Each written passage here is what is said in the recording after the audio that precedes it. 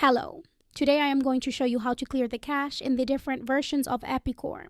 This is the modern version, so you can find the cache here in Settings. Clear Client Cache. Are you sure you want to clear the client cache? You click Yes. Close Epicor, reopen it, and that way the cache is cleared. In the Kinetic version, the cache is found here in this part.